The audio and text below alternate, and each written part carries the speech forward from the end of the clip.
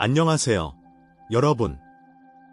오늘 우리는 계단을 오르다 툭 하고 무릎에서 나는 소리, 앉았다 일어날 때 뻣뻣하게 굳은 듯한 관절, 그리고 아침에 일어나 첫걸음을 내디딜 때 오는 그 묘한 통증에 대해 이야기하려 합니다.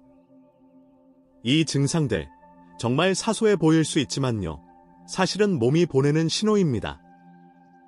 무릎이 지금 SOS를 외치고 있는지도 모르죠. 며칠 전 이호신 74세 최영자 어르신이 저를 찾아오셨습니다.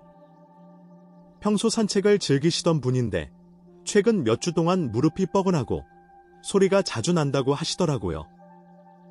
병원에서는 연골이 많이 닳았다는 말을 들으셨대요. 하지만 가장 충격적이었던 건 그 말이었죠. 나이 드셨으니 어쩔 수 없습니다. 누가 그 말을 듣고 안심할 수 있을까요?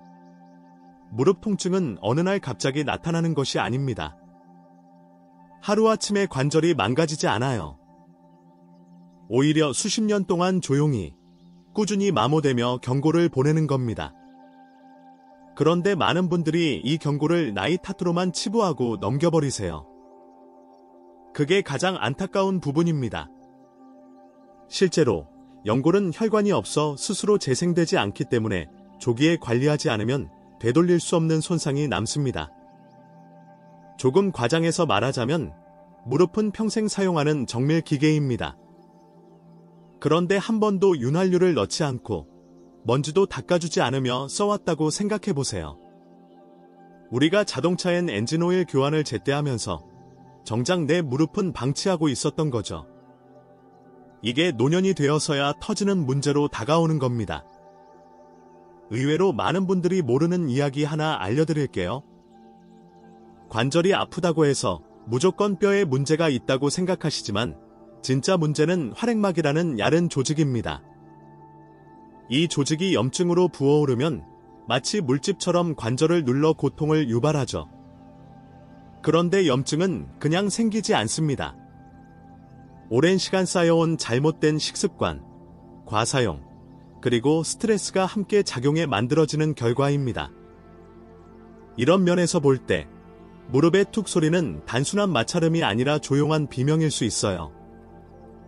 특히 앉았다 일어날 때마다 반복된다면 관절 안 연골이 이미 많이 얇아졌다는 신호일 수도 있습니다.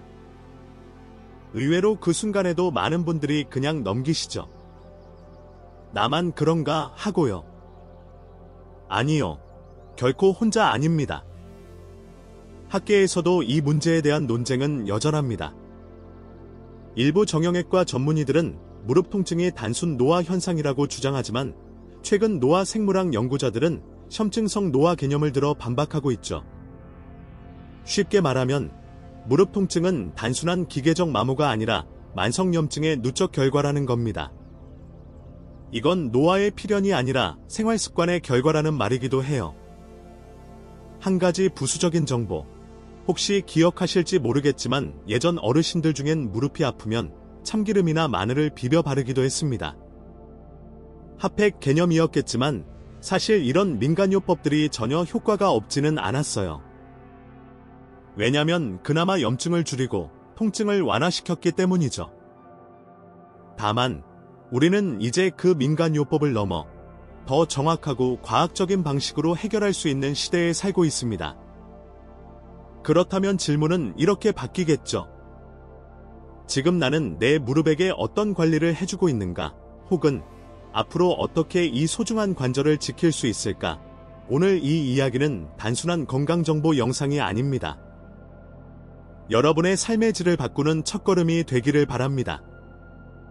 그러니까 영상이 끝나기 전에 좋아요 버튼 한번 눌러주시면 좋겠습니다. 물론 제가 하고 있는 이야기에 정말 공감하신다면요. 구독도 마찬가지입니다. 다음 이야기들이 계속 이어지니까요. 저는 오늘 이 이야기를 통해 우리 몸속에서 무언가 조용히 망가지고 있다는 것을 알려드리고 싶었습니다. 그리고 그 무언가를 아주 단순한 방법으로 다시 돌이킬 수 있다는 희망도요. 자, 그럼 이제 들깨 이야기로 천천히 넘어가 보죠. 정말 놀라운 이야기들이 기다리고 있으니까요. 무릎이 보낸 신호를 무시한 채로 수년을 보내온 우리에게 너무나 평범해서 눈길조차 주지 않았던 식재료 하나가 새로운 가능성을 열어줍니다. 바로 들깨입니다. 장을 보다 보면 늘 구석에 진열되어 있는 작은 봉지. 우리는 그것을 그저 나물 무침에 넣는 고소한 가루쯤으로 생각해왔죠. 하지만 들깨가 가진 생리활성 성분은 지금까지 우리가 알던 식품의 효능을 다시 쓰게 만듭니다. 먼저 들깨의 핵심은 알파리놀렌산이라는 식물성 오메가3입니다. 이 성분이 우리 몸에 들어오면 아주 흥미로운 변환 과정을 거치죠. 체내에서 알파리놀렌산은 효소에 의해 EPA와 DHA로 바뀌는데요. 이 두 성분은 원래 생선 기름에서만 얻을 수 있다고 여겨졌던 오메가3의 대표 주자입니다. 그런데 들깨가 연어보다 200배나 더 많은 오메가3를 함유하고 있다는 사실, 얼마나 놀라운가요? 이 오메가3는 단순히 좋은 지방 정도가 아닙니다. 정확히 말해 염증과 싸우는 체내 메신저 역할을 하죠. 관절 안에서 염증 반응을 일으키는 물질, 예를 들어 TNF-알파나 인터류킨 같은 것들, 이 활동을 시작하려 할 때 들깨에서 변환된 DHA와 EPA는 마치 경찰처럼 달려와 그 신호를 차단합니다. 이로 인해 관절 안붓기와 통증이 억제되는 거죠. 한국식품과학회의 연구에 따르면 들깨의 새싹 추출물이 TNF-알파를 90% 이상 억제했다는 결과가 있습니다. 이건 일반적인 소염제보다도 높은 수치입니다. 기이하게도 의학계에서는 이 놀라운 수치를 받아들이는 데 있어 의견이 갈립니다. 식품이 약보다 강력하다니, 그건 과장이다라고 말하는 의사들도 아직 많습니다. 그러나 환자의 회복 과정을 가까이서 지켜본 저로선 실험실 수치보다 실제 사례가 훨씬 강력한 증거라는 걸 믿게 됩니다. 여기서 또 하나 흥미로운 사실, 들깨는 항산화 기능도 탁월하다는 점입니다. 활성산소를 제거하는 DPP 자유기 속어 실험에서 들깨는 90% 이상의 효율을 보였습니다. 이게 왜 중요하냐면요. 활성산소는 염증을 악화시키고 연골을 손상시키는 주범이기 때문입니다. 들깨는 그 자체로 하나의 소방대이자 방화벽인 셈이죠. 우리가 흔히 먹는 참기름이나 들기름도 건강에 좋다고 알려져 있긴 하지만 대부분 고온에서 볶는 방식으로 만들어지기 때문에 그 과정에서 오메가3가 변성됩니다. 반면 저온 압착 방식으로 짠 생들기름은 오메가3의 구조를 그대로 유지할 수 있어 훨씬 효과적인 섭취가 가능합니다. 그런데 여기서 아이러니한 한 가지, 많은 사람들이 들깨를 잘못 먹고 있다는 사실입니다. 제가 만난 환자 중 대부분은 들깨가루를 찌개가 끓는 도중에 넣거나 미리 갈아둔 것을 오래 보관하면서 산화된 상태로 섭취하곤 했습니다. 이런 방법은 오히려 염증을 악화시킬 수 있습니다. 왜냐하면 산화된 지방은 체내 염증 반응을 유발하는 트리거 역할을 하기 때문입니다. 어느 날 68세 이순자 어르신이 내게 이런 질문을 하셨어요. 선생님, 들깨가 그렇게 좋다는데 저는 왜 먹고 나서 속이 더 불편한 걸까요? 확인해보니 어르신은 냉장 보관도 하지 않은 채 들깨가루를 3개월 동안 상온에 두고 드시고 계셨습니다. 게다가 아침에 들기름을 튀김과 함께 드셨더라고요. 결국 좋은 걸 먹었는데 오히려 독이 된 경우였죠. 이쯤 되면 단순히 먹으면 낫는다는 접근이 얼마나 위험한지를 알 수 있습니다. 식품도 사용법을 잘 알아야 약이 됩니다. 관절 건강을 위해서는 들깨가 어떤 환경에서, 어떤 방식으로, 어떤 시간에 섭취돼야 하는지를 정확히 아는 것이 필수입니다. 들깨 속 오메가3가 우리 몸속에서 어떻게 작용하는지에 대해서는 몇 가지 단계로 나눠 설명할 수 있어요. 첫 번째는 염증 매개 물질의 차단. 두 번째는 혈류 개선을 통한 관절 영양 공급. 그리고 세 번째는 면역 조절을 통한 자가 면역 염증 완화입니다. 이 세 단계가 차례로 작동하면서 관절의 통증은 줄고 움직임은 부드러워지게 됩니다. 이 작용 메커니즘은 사실 식이치료의 핵심이라고 할 수 있습니다. 약은 일시적인 효과를 주지만 식품은 몸의 시스템을 바꾸는 데 관여하죠. 특히 들깨처럼 지속적으로 먹을 수 있는 식재료는 장기적으로 우리 몸의 기본적인 염증 체계를 통증이 있을 수밖에 없던 구조였죠. 더욱 놀라운 건 건강보조식품이라는 이름 아래 유통되는 제품들 중 다수가 실질적인 효능이 거의 없다는 사실입니다. 글루코사민, 콘드로이친, MSM.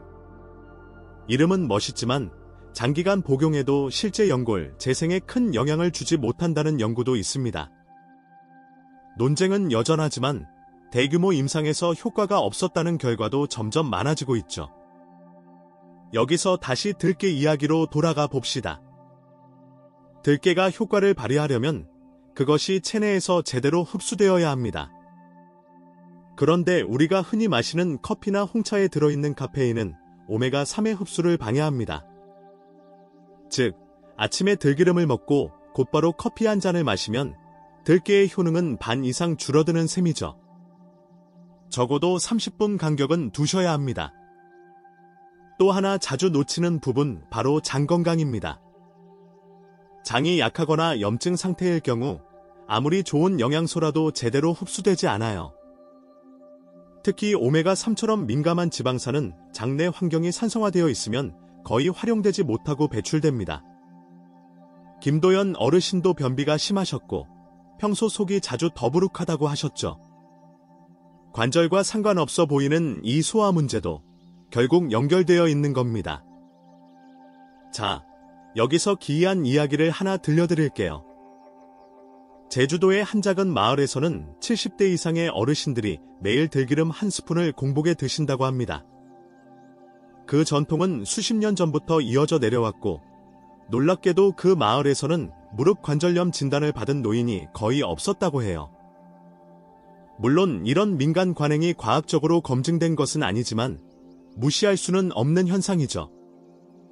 이처럼 우리가 왜 아픈지를 알기 위해선 단순히 병원 수치만 볼 게 아니라 삶 전체를 되짚어봐야 합니다.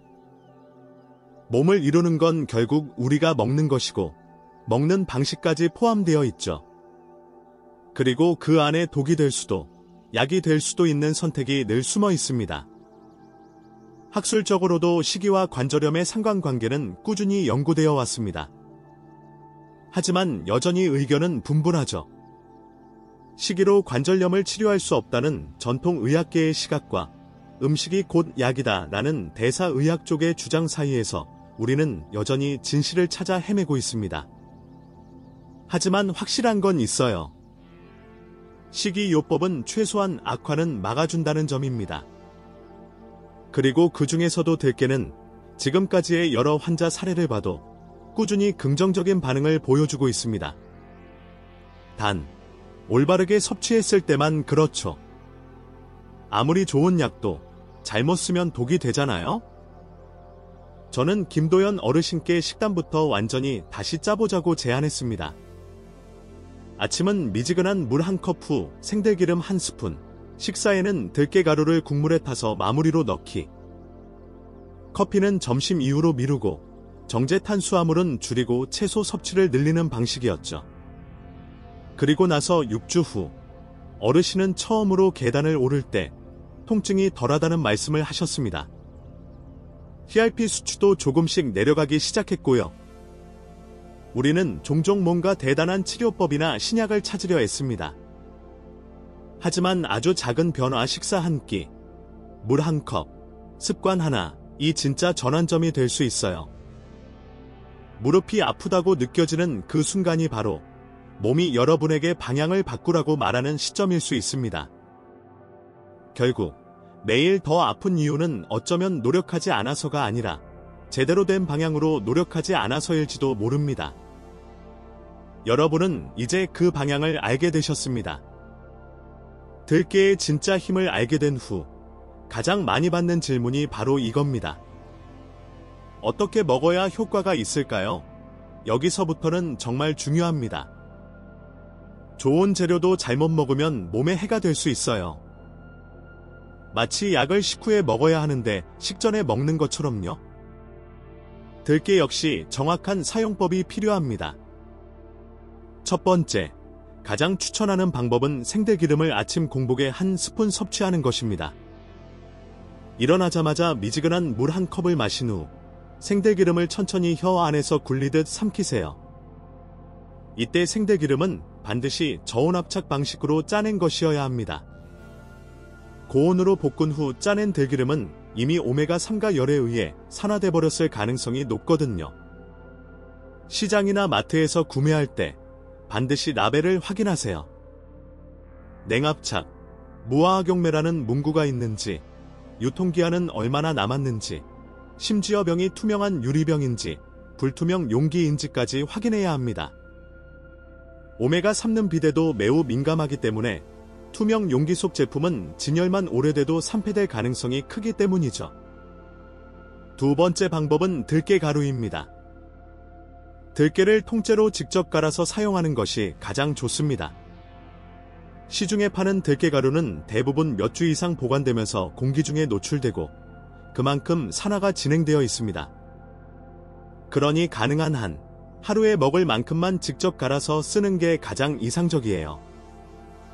그리고 들깨가루를 요리에 넣을 땐 타이밍이 중요합니다.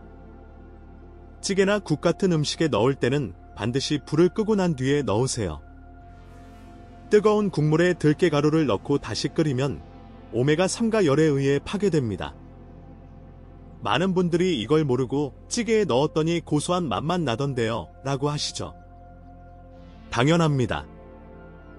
건강한 기름 성분은 사라졌으니까요. 또한 들깨죽도 매우 효과적인 섭취 방법입니다. 쌀죽을 부드럽게 끓이고 마지막에 들깨가루를 넣어 마무리하면 소화도 잘 되고 흡수율도 높아집니다. 특히 아침 식사로 추천드리는 이유는 공복 상태에서 흡수가 더 원활하기 때문이에요. 이쯤 되면 그럼 하루에 얼마나 먹어야 하나요? 라는 질문이 생기겠죠. 일반적으로 생들기름 기준으로 하루 1-2스푼, 들깨가루는 2-3큰술 정도가 적당합니다. 너무 많이 드시면 소화가 불편하거나 드물게는 설사를 유발할 수 있으니 적정량을 지키는 것이 중요합니다. 그리고 여기서 정말 중요한 이야기, 들깨는 절대로 함께 먹으면 안 되는 음식들이 있어요. 이건 꼭 기억해 두셔야 합니다. 첫째, 튀긴 음식과 함께 먹지 마세요.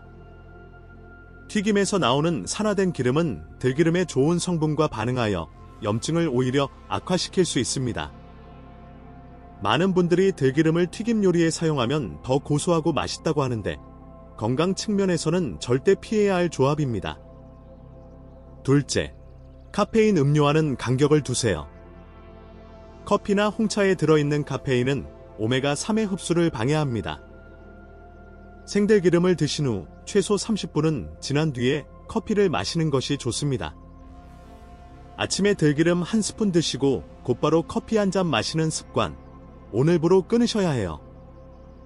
셋째, 차가운 음식과는 피하는 게 좋습니다.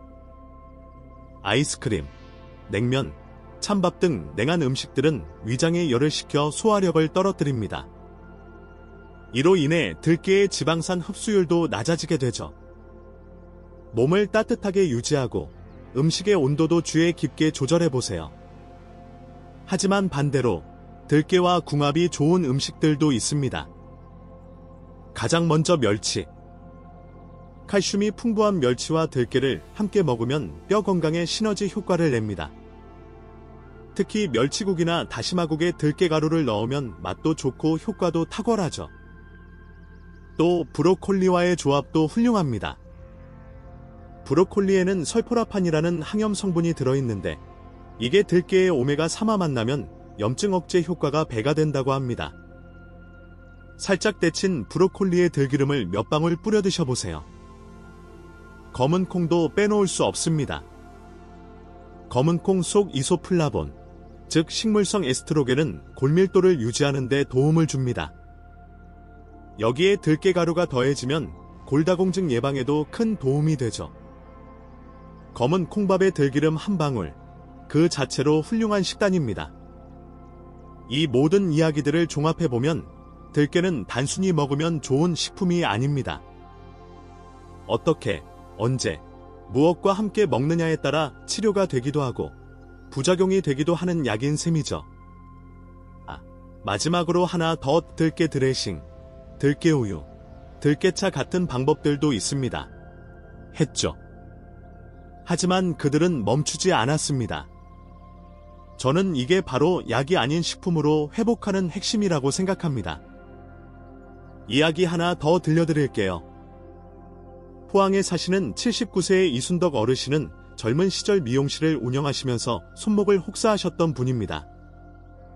관절염이 손목과 무릎에 동시에 와서 한동안은 젓가락질도 어려우셨다고 해요.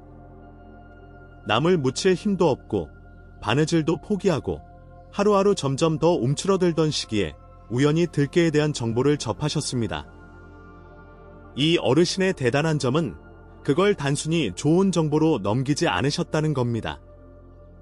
실제로 실천하셨죠. 요구르트에 생들기름을 섞고 된장국에 들깨가루를 넣고 직접 들깨를 볶아 갈아 드셨습니다.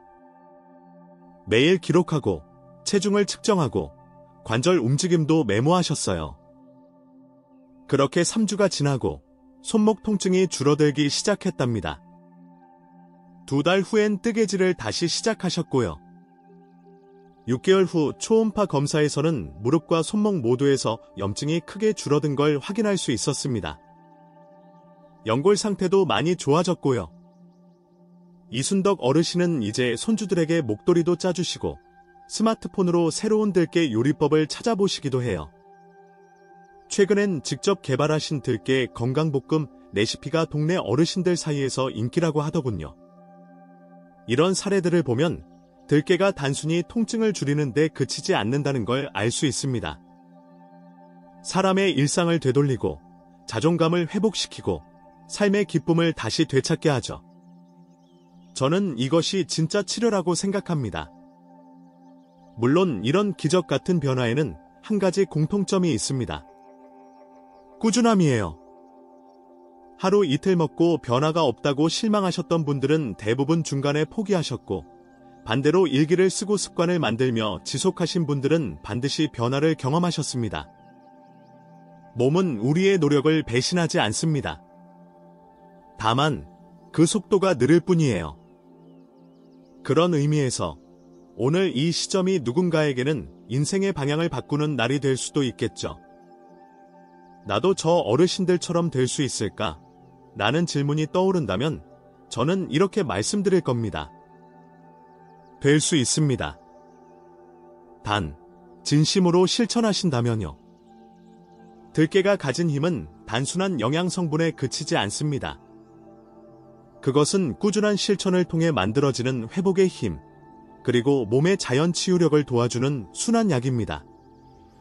그리고 그 속에는 수많은 어르신들의 경험과 노력이 녹아 있습니다. 아마 지금 이 영상을 보고 계신 여러분도 무릎 통증, 손목 통증, 허리 불편함, 어떤 식으로든 몸에서 보내는 신호를 받고 계실지도 모릅니다. 그렇다면 주저하지 마세요. 들깨라는 작은 변화가 여러분의 삶을 바꿀 수 있습니다. 증명된 이야기가 바로 앞에 있습니다. 다음은 여러분 차례입니다. 이제 우리는 들깨가 가진 힘을 알고 있습니다. 관절염의 통증을 줄이고 무릎의 염증을 완화하며 심지어 골밀도까지 회복시킨 실제 사례들을 통해 확인했죠. 중요한 건 여기서 멈추지 않는 것입니다. 지금부터는 여러분이 직접 실천하셔야 할 차례예요. 그 시작은 아주 작을 수도 있습니다. 아침에 미지근한 물 한 잔을 마신 후 생들기름 한 스푼을 조심스럽게 삼키는 것. 단순하지만 이것이 바로 회복의 시작입니다. 처음엔 고소한 냄새가 낯설게 느껴질 수도 있어요. 기름을 그냥 먹는다는 게 어색하게 느껴질 수도 있고요. 하지만 며칠이 지나면 몸이 먼저 반응합니다. 아침에 느껴지던 무릎의 찌뿌둥한 느낌이 사라지고 계단을 오를 때 덜 힘들어집니다. 그렇게 작은 변화들이 모여 몇 주 후에는 분명히 다른 삶을 살고 계실 거예요. 오늘 이 시점에서 우리가 할 수 있는 가장 현명한 선택은 하루 한 번의 실천입니다. 아침에 생들기름, 점심에 들깨가루 나물 반찬, 저녁에 따뜻한 들깨죽. 이 세 가지를 기억하세요. 그리고 절대 함께 드시면 안 되는 것들, 튀김, 카페인, 차가운 음식 이 세 가지도 꼭 피해주세요. 이건 단지 건강 정보가 아니라 앞으로의 인생을 바꾸는 구체적인 행동 수칙입니다. 또 하나 말씀드리고 싶은 건 절대 조급해하지 마세요. 변화는 천천히, 그러나 확실하게 찾아옵니다. 어쩌면 첫 한 주는 아무런 변화도 느껴지지 않을 수 있어요. 하지만 한 달이 지나고 두 달이 지나면 관절이 보내는 반응이 달라질 겁니다. 계단을 내려가는 속도가 빨라지고 쇼핑백을 들고도 통증이 덜해지고 손가락이 덜 붓고 덜 아픕니다. 어느 날 문득 당신은 스스로 묻게 될 거예요. 나 언제부터 안 아팠지? 이건 단순한 기분 좋은 이야기가 아닙니다. 실제로 수많은 어르신들이 그렇게 변화해왔고 지금도 그 변화는 계속되고 있습니다. 그분들은 특별한 분들이 아닙니다. 여러분과 똑같은 시간표를 사는 평범한 분들이에요. 그저 하나, 오늘부터 작은 실천을 시작했다는 점만 다릅니다. 한 가지 조용히 고백하자면 저 역시 몇 년 전부터 들깨를 꾸준히 먹고 있습니다. 의료인이자 연구자이지만 결국 인간이기도 하니까요. 하루 종일 환자들 진료하고 논문 보고 강에 다니다 보면 몸이 뻐근하고 특히 허리와 무릎에 묵직한 느낌이 늘 남아있죠.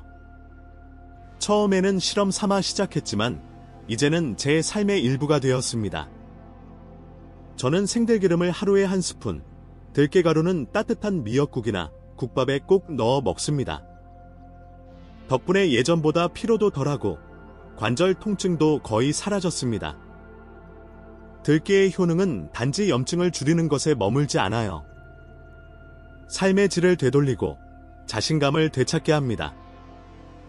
무릎이 아프면 외출도 꺼려지고 친구들 만나는 것도 부담스럽죠. 손목이 아프면 뜨개질도 편지 쓰는 일도 포기하게 되고요.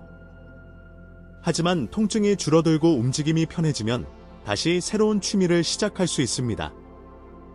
김치찌개를 다시 끓이고 손자에게 스웨터를 떠주고 동네 친구들과 산책도 할 수 있게 되는 거예요. 그러니 오늘 여러분의 식탁을 한번 바꿔보세요. 들깨 한 봉지를 장바구니에 담는 것부터 시작입니다. 가격도 그리 비싸지 않아요. 고급 보조제나 병원 시술과는 비교도 안 되는 작은 투자지만 그 효과는 어마어마할 수 있습니다. 그리고 제발 혼자만 알지 마시고요. 주변 어르신들께도 꼭 알려주세요. 부모님, 이웃, 친구분들께 이 이야기 들려주시고 같이 시작하자고 제안해보세요. 건강은 함께 지킬 때 훨씬 더 오래가는 법입니다.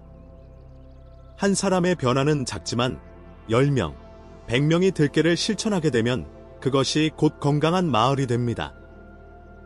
이제 우리는 분명히 알게 되었습니다. 무릎 통증은 결코 나이 때문만이 아니며 들깨는 그 해결의 시작점이 될 수 있다는 것을요. 작은 습관 하나가 관절염을 막고 활력 있는 노년을 만들어 줄 수 있습니다. 시작은 오늘입니다. 마트에 가는 길에 들깨 한 봉지를 사세요. 내일 아침 그 들깨로 따뜻한 죽을 끓이거나 들기름을 한 스푼 드셔보세요. 손주에게 또 한 번 맛있는 밥상을 차려주고 싶다면, 오래된 뜨개질 바늘을 다시 잡고 싶다면 오늘이 그 첫걸음입니다.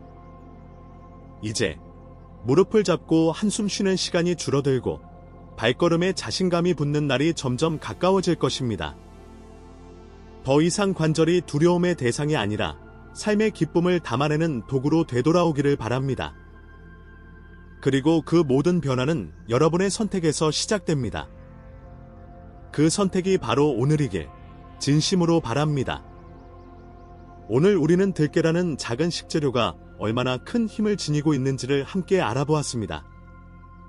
들깨 속 오메가3, 특히 알파리놀렌산이 체내에서 EPA와 대시로 변환되어 관절 내 염증을 억제하고 연골을 보호하며 뼈의 재생을 돕는다는 과학적 근거를 살펴봤습니다.